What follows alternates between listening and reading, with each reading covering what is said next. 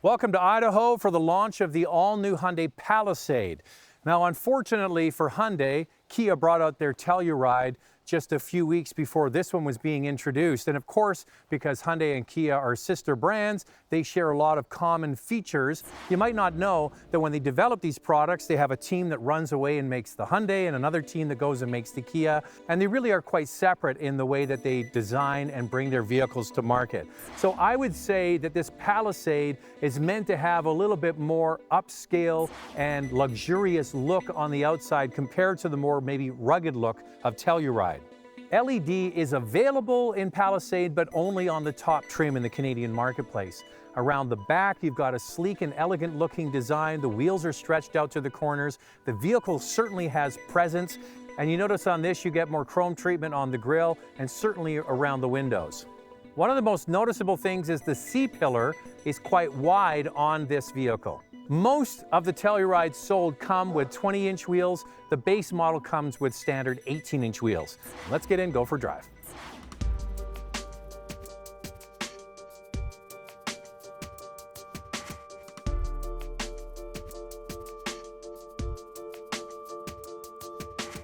It fills in the space at the top of our range with intermediate SUV, but we also feel that this really is a flagship vehicle for us and demonstrates the very best of what Hyundai can offer in terms of advanced technology, safety systems, packaging, and vehicle refinement. We differentiate from Kia because we have positioned the car in a slightly more gracious, elegant way, we think. I think the Telluride is a slightly more rugged positioning and rugged styling. We've gone for a more elegant approach. In addition, and in practical terms, we have some features that they don't have, such as we have a third row power folding seat. We have the shift-by-wire system, and we have a full 12.3-inch digital cluster. And in addition, the packaging is also a little bit different insofar as our range covers 4 trim levels: Essential, Preferred, Luxury, and our Ultimate, whereas Kia, a little bit higher up the range, they've restricted their packaging to top end only.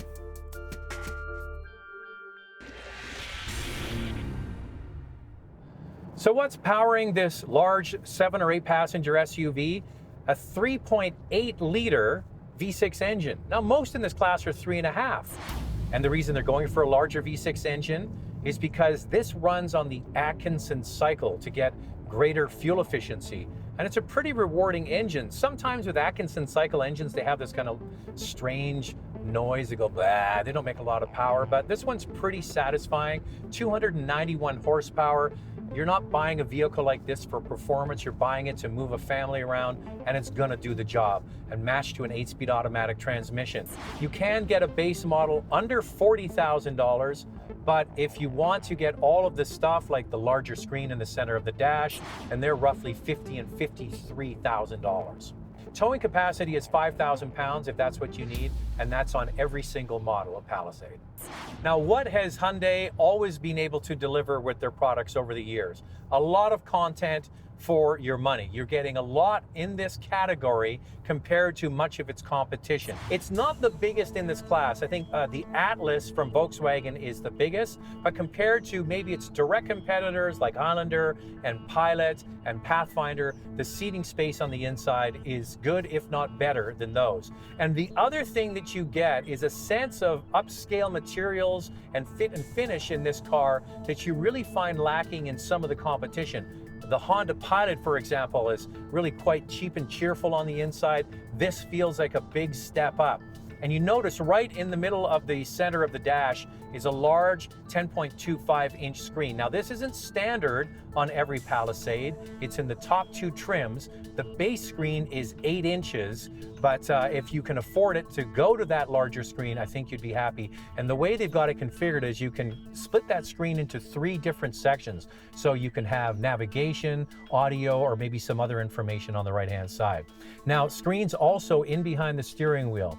In the instrument cluster, there's a 3.5-inch screen, a larger 7-inch screen as you go up the grade walk, and the top one that I have here right now is the 12.3-inch screen that's customizable. But the cool thing is the top 2 trims, you turn the right signal on, there's a camera under the right mirror, and you turn the left signal on, there's a camera under the left mirror, and that's projected onto the screen. So it's just an extra level. You have your blind spot warning, of course, a shoulder check, and a quick glance at that is really going to be helpful, especially in city conditions. Maybe there's a bicycle coming along. You can see that in your center screen. I think that's really cool technology. I've only really seen from Hyundai and Kia. Sure, Honda had it years ago with the lane watch system, but the first time I've seen it for both sides.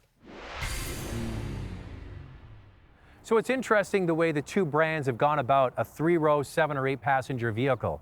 I think the Telluride's maybe a little bit more rugged looking. This is a little bit more upscale. Both are good choices. If you're in the market for a large 3-row SUV, there's some established players out there like Highlander and Pilot. Now there's Palisade.